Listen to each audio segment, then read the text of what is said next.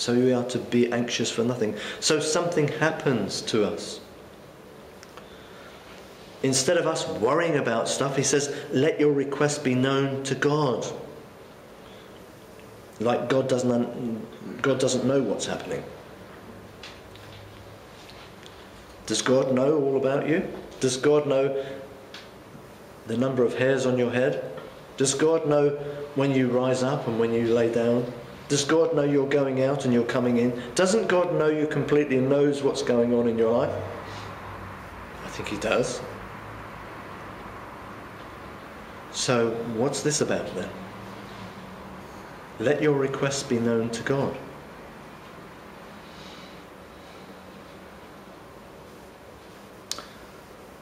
In everything by prayer and supplication with thanksgiving, let your requests be known to God.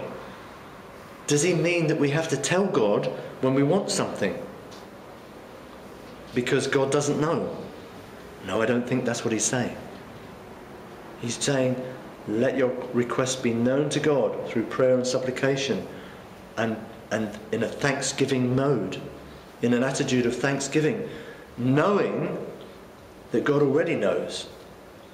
But we need to go through the motions ourselves to put that before God. Because something happens when we do that, that we offload our stuff at the foot of the cross. That's what he's talking about. He's not talking about the fact that, God doesn't know, so you have to tell him, which is what we tend to be like sometimes. He's saying there should be an expectancy that God is in control and can bring things about and can change things. And our circumstances, we don't need to worry. And so when we look around us in the world today, we don't need to worry. The world is going crazy worrying about the financial state of this country. They've just put something like £70 billion. Is it 70 or 7? I don't know, but it's telephone numbers to me. Whether it's 7 billion or 70 billion, I haven't got 7 billion. I haven't got 700. It's all telephone numbers to me, but people are worried. The government's worried. The world is worried. We're in an economic crisis. Are you in an economic crisis? I'm not in an economic crisis. The world might be in an economic crisis. I'm not.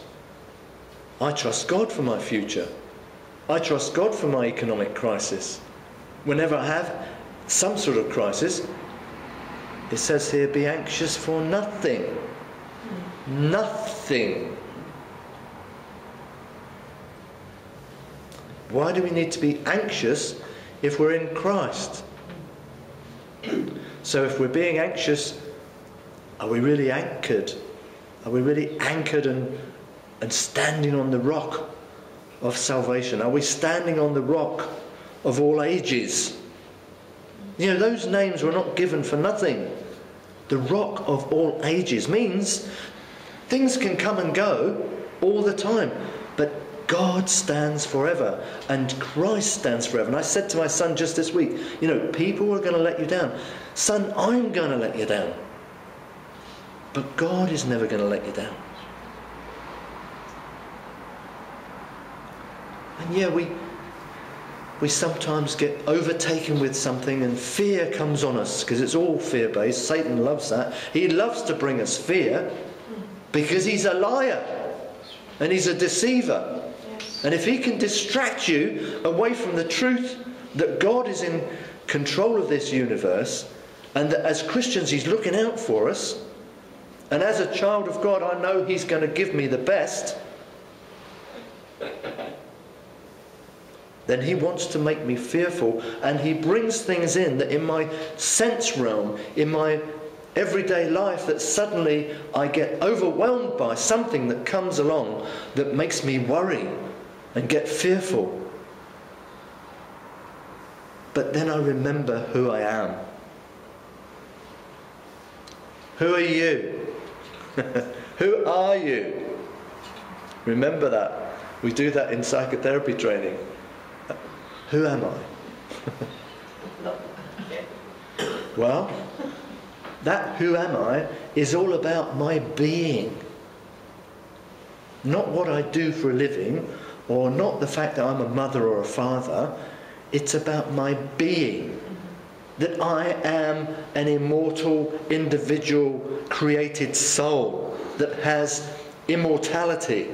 That I live in a body. That I have a spirit which is either alive or dead in Christ or outside of Christ. And if I'm in Christ, if I'm a joint heir with Christ, then I am a son of God, a son who serves God. And therefore, I need be anxious for nothing. Well, I have to tell you a story.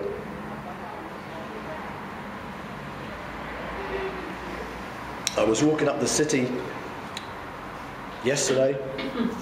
I shared this with Joseph earlier, and I was walking along and somebody phoned me